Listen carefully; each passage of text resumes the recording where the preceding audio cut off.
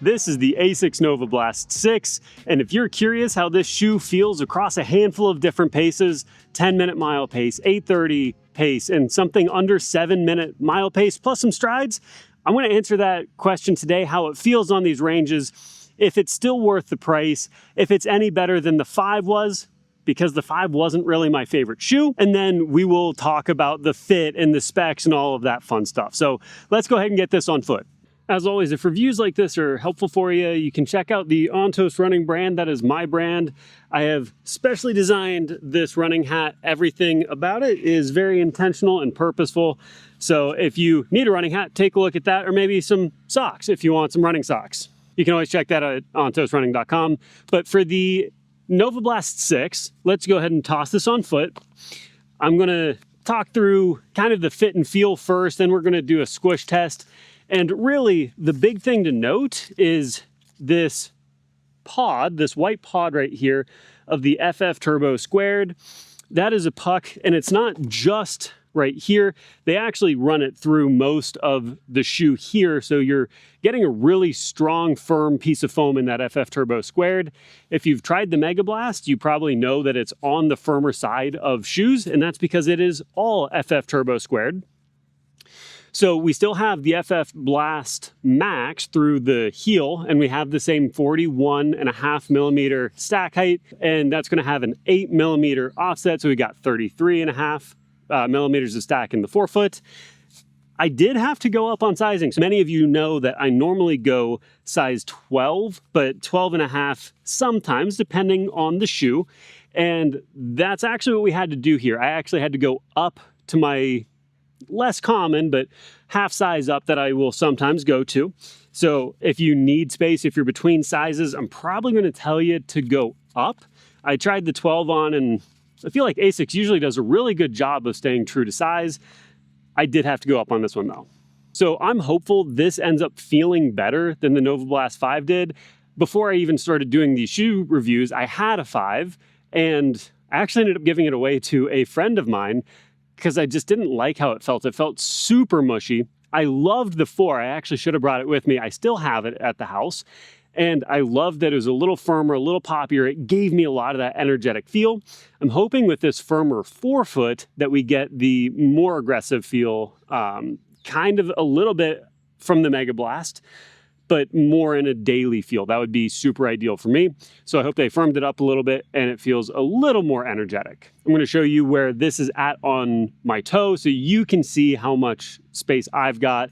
If you need to figure out sizing for yourself, then we'll do a squish test and we'll get into our miles. So again, we're going to do a mile at 10-minute pace, something at 8:30 pace, and then something under 7-minute pace, depending on what the shoes give me.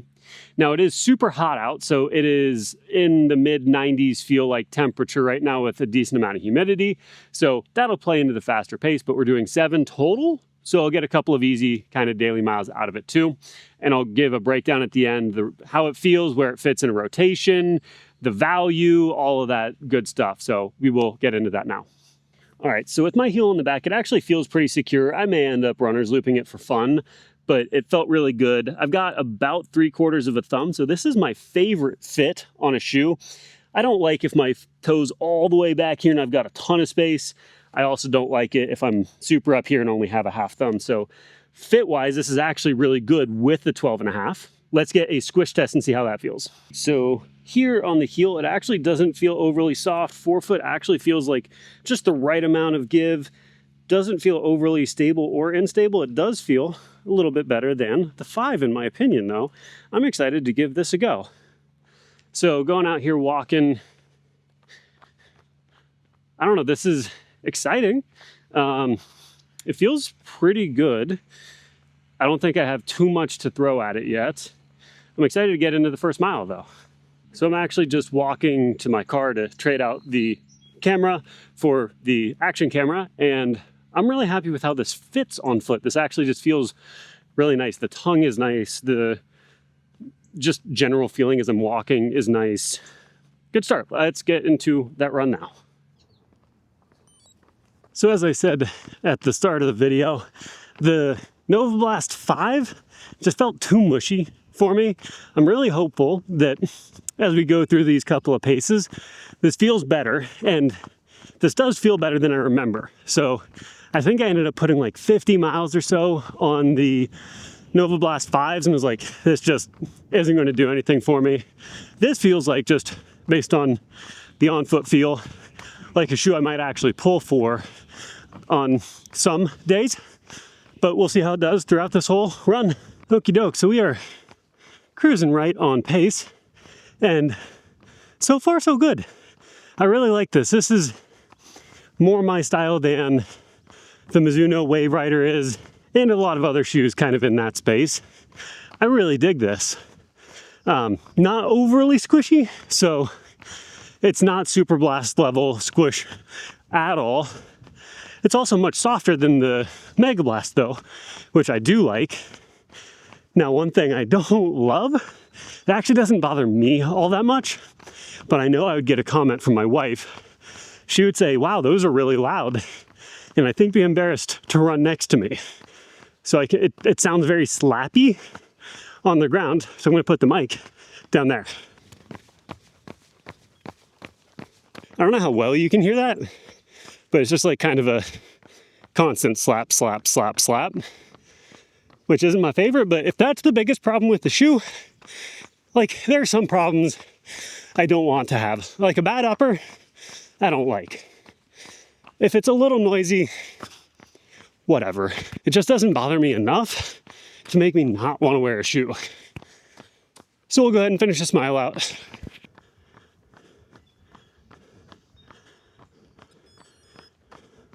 Okay, so it didn't auto lap there, but that was like a 9:45 mile. And other than the slappy, I've got no problems with this so far. Feels nice. I usually land towards the back of my heel.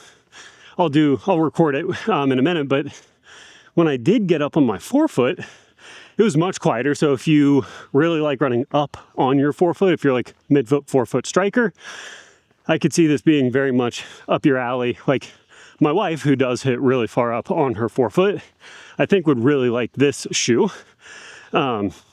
Heel's not like over soft or over firm at all, but yeah, it's good. We'll go ahead and hop into the next mile, 8:30 pace. I should move up a little bit as I'm hitting the ground, and we're gonna see how this does. All right, we are clipping at 8:34 pace or so. And again, it feels nice, but I'm gonna talk about price for just a sec. At $155, this is really interesting. I normally say, like, you can grab last year's model and save a couple of bucks. I don't know that I'd be grabbing a Novablast 5 on sale, at least me personally. That's just my opinion. I know it was the most worn shoe on Strava last year, so plenty of people will get really good deals on it. That just isn't really going to be for me. I think I'd rather have this shoe than the 5. Like, this feels like a pretty good update without it being like a dramatic overhaul. Also, as promised, I'm going to put the mic down so you can hear the slapping versus when I go to the midfoot to hear less of that slapping sound. So this is heel strike. And then if we go a little bouncier,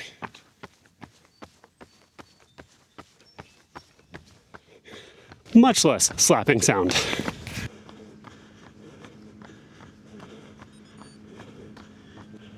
With an 8:33, that put us right on pace. I wonder if we're going to lose some of the Novablast 5 crowd that really likes that soft, mushy feel. So the 5 didn't feel super right to me. It felt like a Super Blast, but without any of the fun of it. Just kind of like the mush of it. This feels like a mix of a baby version of both. At that point, like, do you maybe just grab a Super Blast or a Mega Blast? And then durability is still a question. Like, did we improve the durability? I talked to tons of people who were getting like 200 miles out of the Novablast 5. If this does if this goes longer, that's going to be awesome. That's going to be what we're going for. That's what we're after. I think that was one of the biggest drawbacks of the 5. This also did go up $5 in price with that FF Turbo Squared going in it now, that aliphatic TPU. And I think it's probably going to be worth that. But we do have another mile to run. Just one other thing of note here is with the forefoot, and maybe I'll overlay something. With the forefoot, it feels like it's a soft transition on the heel to the midfoot, but it doesn't feel like it's rockered a ton to where it makes it easy to get on top of the FF Turbo Squared. So as you hit and roll, it almost feels like as you're getting to the midfoot, if you can compress it enough to squish down that FF Turbo Squared, it's going to pop you along really nicely. Hence, thinking forefoot and maybe some midfoot strikers are going to really like it. If you heel strike relatively hard, which I'm working on it, but I do. I heel strike and roll pretty hard. I think that's where the slap sound comes from. And then am I able to push enough force into that forefoot to get it to really bounce and push off into the step? I'm curious on this next mile, something under 7 minutes. As always, I don't look at the watch for the first half mile or so, plus or minus. And then once we do look even after that, we're just taking what the shoe gives us. I never really want to like make a shoe look one way or another. Like I don't care. I just want the like accurate results. And this feels really lightweight, which I appreciate. So it is under 9 ounces. And I think that's going to help it here versus some of the other $155 shoes like a Clifton that are out there. So let's go ahead and get this last mile in. Then we'll do our daily miles to finish up 7 on the day, and we'll break it all down.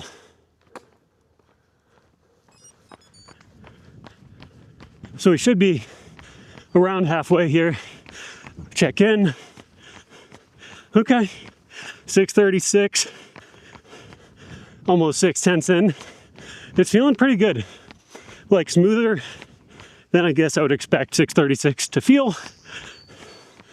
I do feel like I'll be able to finish this mile out pretty well.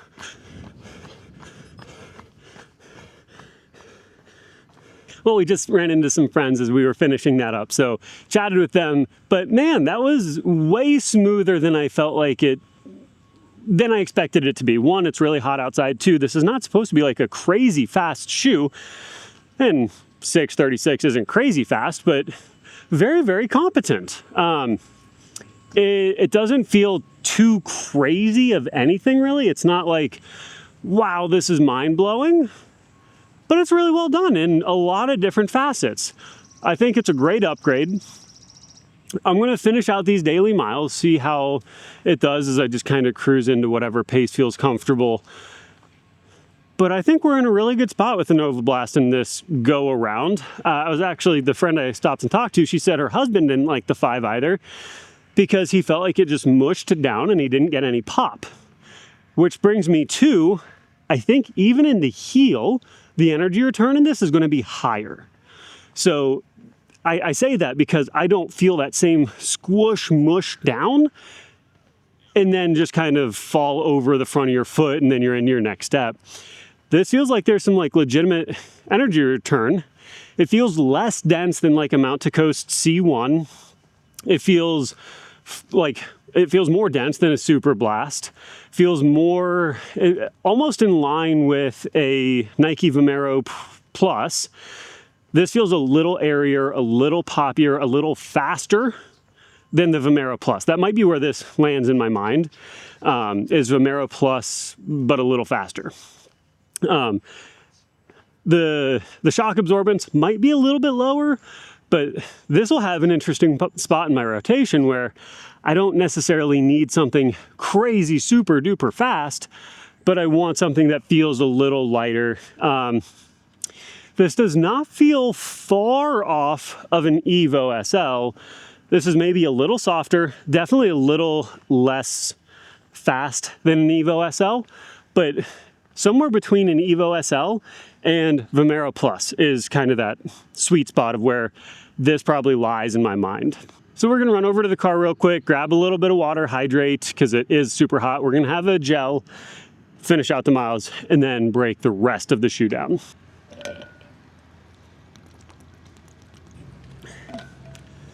Cold electrolytes always do really well because it's going to cool core temperature down a little bit, and then obviously getting rehydrated. And then we've also got a sour peach goo with us, which I'm a huge fan of, as I've said in other videos. It's just very yummy. I like goos when I'm not working hard or if I'm stopping like this. When I'm running, I don't usually like the consistency of goos quite as much, but I think their flavors are like top tier.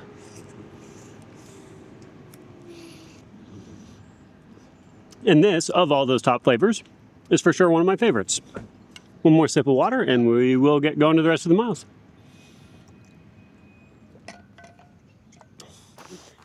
Let's do a couple of strides real quick.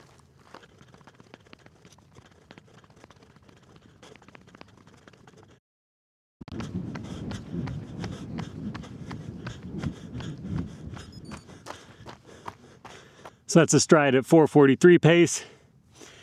It doesn't feel magical.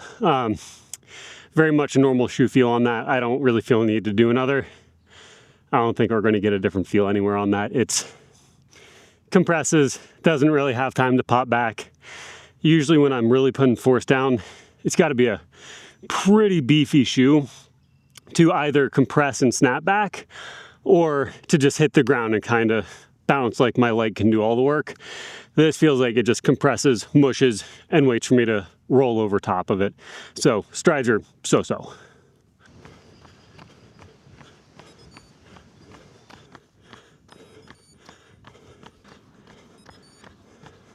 So 7 miles in, feels like it's maybe losing a little bit of that pop. It still feels fine, just kind of shuffling along, I guess. Not a ton of wow factor, so maybe good for doubles and maybe good for like threshold zone 3, zone 4 work where you don't want anything super duper aggressive on your foot, but you still want a little bit of help, and it being like less than 7 miles, maybe. Could also just be my experience with it. Let's go ahead and go break this down. All right, so we are finished. We'll give that a nice smiley face. We like that. We'll skip the shoe for now. We ended with 7.28 miles, an hour and 4 minutes, average of 8 minutes and 50 seconds per mile. So let's go ahead and break down the ASICS Novablast 6. I really liked it. It is not a blow you away kind of shoe, but it is really solid. Huge upgrade in my eyes from the Novablast 5.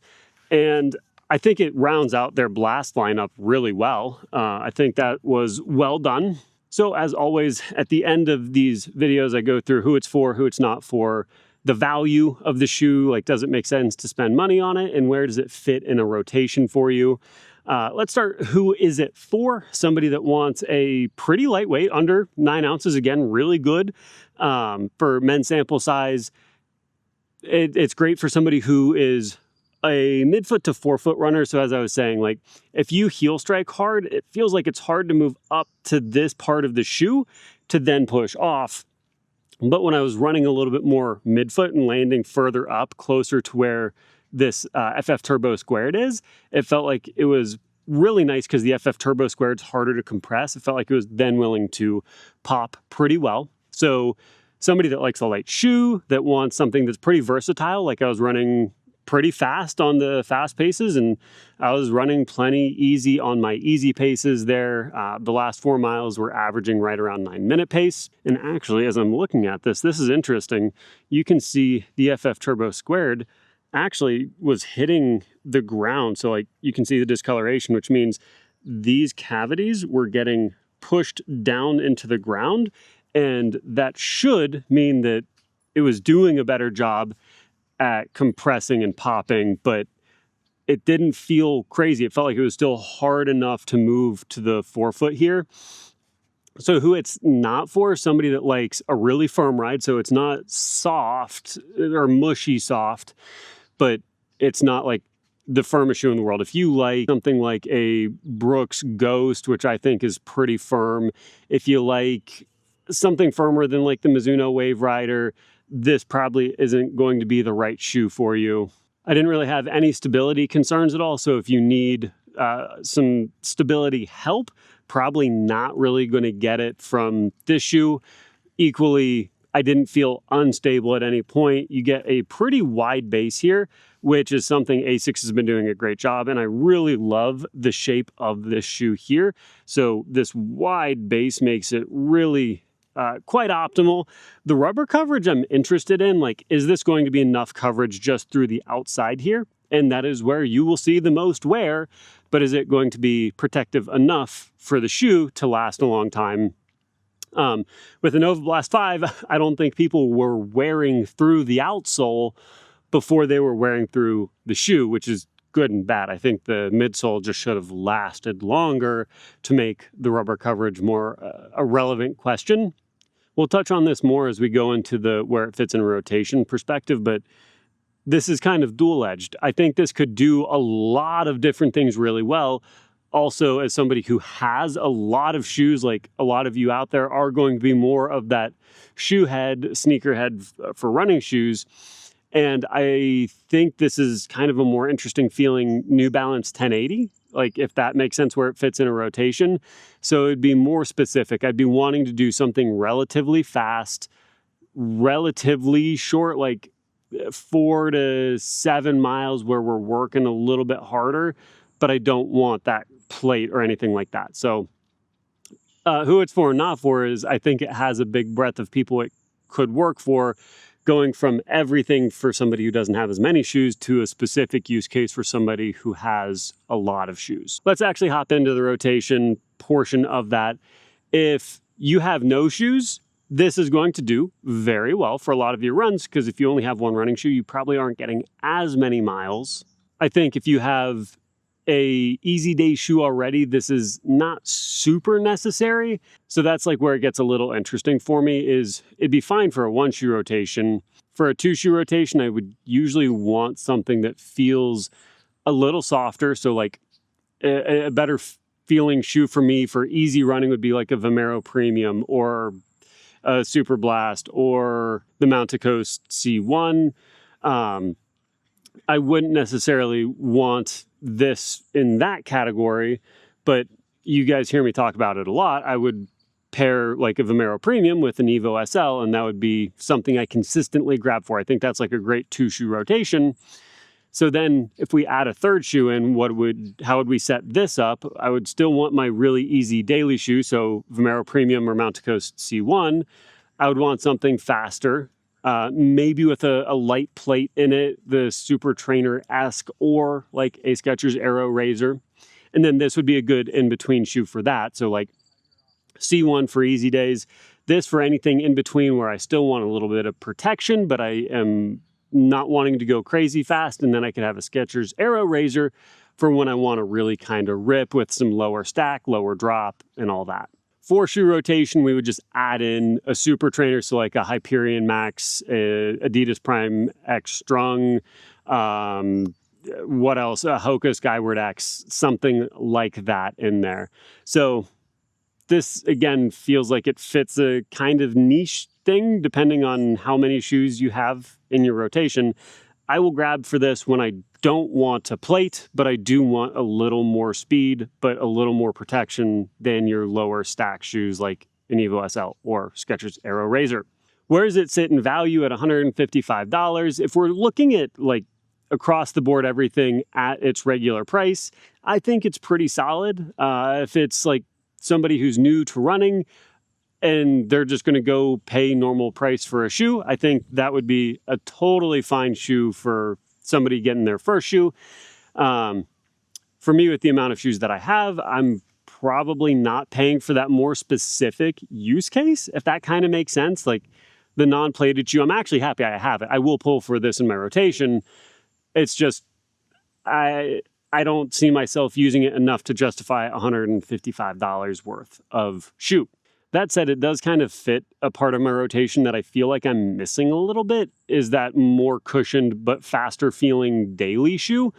So I'm trying to think off the top of my head what I would kind of equate this to, but it's filling a gap in my rotation that I have been kind of wanting to fill. I think it could be kind of in a similar category to a Mizuno Neo Zen. I think that would be kind of similar. I think the Saucony Kinvara actually would be a really, really good similar shoe to this. Should have probably talked about that one earlier. It feels like they fit in similar categories. I'm probably actually going to do a comparison because I think they're similar and I wonder which one I would want to pull for on a more regular basis. So if you have any questions, by all means, drop them down below. I'm super interested to compare this against Super Blast versus a Saucony Azura. I'm really curious how this stacks up just against the broader market as I put it on next to things. If you have questions or shoes you want me to compare it to, by all means, let me know. As always, if you want to help support me as a creator, you can get one of my custom running hats. This did really well in the really warm heat today. Was really stoked with how good of a job it does of keeping your head cool even when it gets really hot out. Visor felt really good because it's not overly long, it's not too short to where you're getting sun in your eyes. Just feels like a lot of things went really right with this. If you have any questions, I'm all ears. Would be more than happy to help out answering questions any way I can. Until we see you guys in the next one, do something good for your body. We'll see you then. Bye.